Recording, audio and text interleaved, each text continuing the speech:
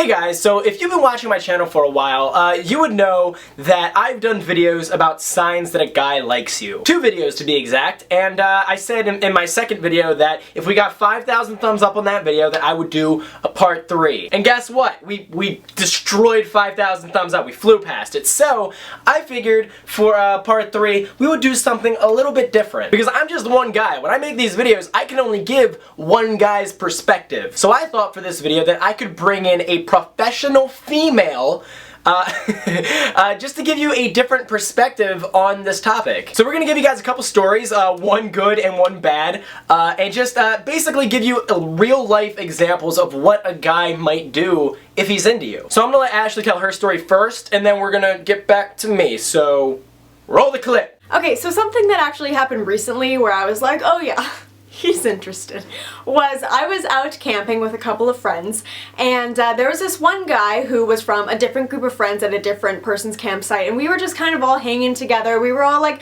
the kids at the campsites, the rest of everyone was like families, so we were like, we gotta band together and protect our youth. So at night when we were having fires and just hanging out, he would always come and sit next to me, and when I got up to go play beer pong or to go, I don't know, walk to the trailer or to just move seats to talk to another friend, he was just kind of chilling behind me. He was like 2 minutes behind, and then he was in the new spot that I was in. Now the one thing I want to say about this is that it's fine if you, whoever is doing the following, is getting signals back that someone likes you. You know, you're being invited into the conversation. You're like, oh, there you are, thank God you're here.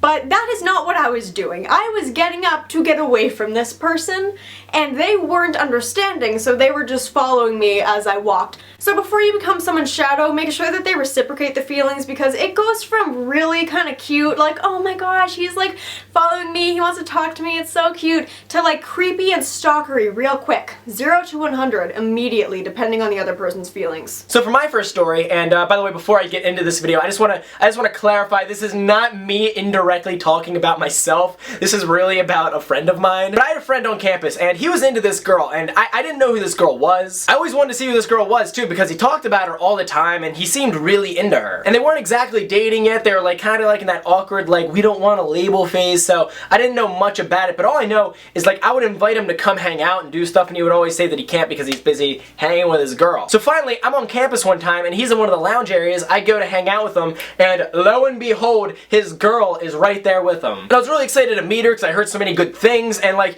you know, I'm like, hey, nice to meet you, how you doing? I'm Tom. But then the more I'm hanging out with them, the more I'm realizing that she's not really, like, you know, contributing to the conversation. She's not like, you know, she wasn't working with us. I'm talking to my boy, and then she gets up, she has to like go somewhere, and then like we're like in the middle of a good conversation. She wasn't even really like in the conversation. She gets up to go somewhere, and then he goes, alright man, I gotta go. I'm like, you don't have to go, she has to go, why are you leaving? And he's like, dude, she's leaving, I gotta run. And then it was in that moment that I realized what was really going on. Because I knew it was bad, because as he was telling me that he had to go, she was already gone, and he was like, alright, yo, I'll see you later, and then he runs to catch up with her. And I was like, dude, no, don't do it, it's not worth it. And that's the big problem. Like, if she had to go somewhere and he went to catch up, if they like clicked, that would be one thing. But they didn't, and I'm just watching my boy like try and catch up with this girl, and I'm like, dude, no. And like when you see a guy do things like that, that's when you know he's into her. When he prioritizes her above his guy friends, that right there is a huge sign. Okay, the other time that I knew someone was interested was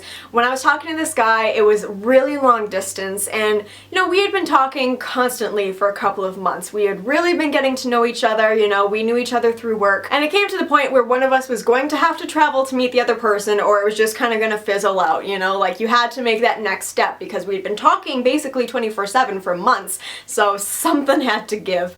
And we made plans for this person to come up and visit. And I think in these situations, most people are always like, oh, it's not gonna actually happen, they're gonna cancel, something's gonna come up, or if they do come, it's not gonna be as good in person, it's gonna be awkward.